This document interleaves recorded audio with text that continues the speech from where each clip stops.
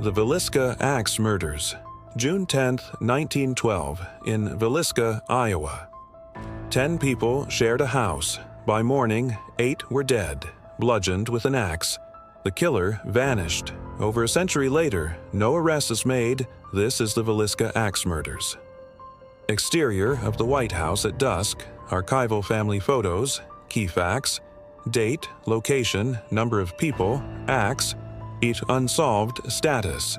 Confirmed by both Wikipedia and official website for the Villisca Axe Murder House. Inside the house that night were Josiah and Sarah Moore, their 4 children, Herman, Catherine, Boyd, and Paul, and 2 visiting sisters, Ina and Lena Stillinger.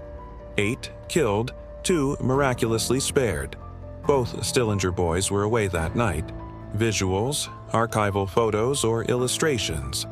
Names displayed as lower thirds. Victim names and their relation, plus the visit detail of the Stillinger children. The crime scene was discovered by neighbor Mary Peckham around dawn. Inside, victims lay face down or huddled in beds. Mirrors and windows were covered, as if to obscure the scene. An axe, bloodied, was found in the room. Food was even left uneaten on the dining table. Slow pan inside the house. Draped mirrors, untouched breakfast, the axe. Details of discovery. Covered mirrors, overnight food, axe found at scene. Investigation and evidence challenges. Investigators faced a troubling scene. The victims' faces carefully covered, chaotic positioning, and little forensic technology. Their efforts were hampered by the era's limited methods. No fingerprints, no DNA. The crime shocked the small community, who struggled to make sense of it all. Historical imagery of investigators, old-style notebooks, coroner's sketches, acknowledgement of investigation limitations, period context. Main suspect, Reverend George Kelly. One suspect was Reverend George Kelly, arrested, tried twice, and ultimately acquitted in 1917. No other suspect was ever convicted. The case remains officially unsolved.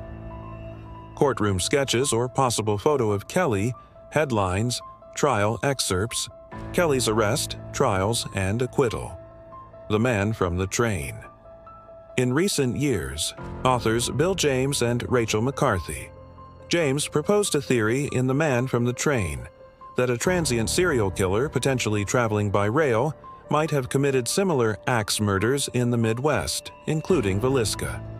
It remains one of several compelling but unproven theories. Map of early 1900s rail lines and locations of similar murders. Book cover graphic. James and McCarthy. James's theory and its speculative nature. Why it remains unsolved. The Villisca case remains unsolved due to key factors, investigative limitations of the era, loss or contamination of evidence, conflicting witness testimony, and the breadth of theories. No conclusive proof has emerged to close the case. Archived documents, torn newspaper clippings about conflicting theories. Overall analysis of why no resolution was reached.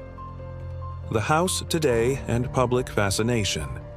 Today, the Villisca House stands as both a museum and lodging destination, restored to its 1912 appearance. Tourists, ghost hunters, and history buffs visit, drawn by the eeriness and the enduring mystery. For many, it's both a site of horror and of story. Exterior modern footage, interior night tour lighting, visitors signing guest books, house restoration, tours, overnight stays, continued public interest. Villisca remains one of the most haunting unsolved crimes in American history. The victim's tragedy endures. For over a century, the killer has evaded discovery. As long as the house stands and people ask why, Villisca will remain unforgotten.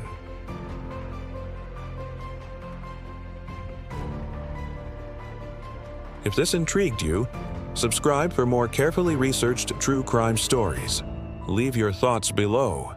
Who do you think was responsible for Villisca? Thank you so much for watching. If you like learning about historical crimes, be sure to check out the series on the screen. And if you haven't already, please subscribe and leave a comment below. See you next time.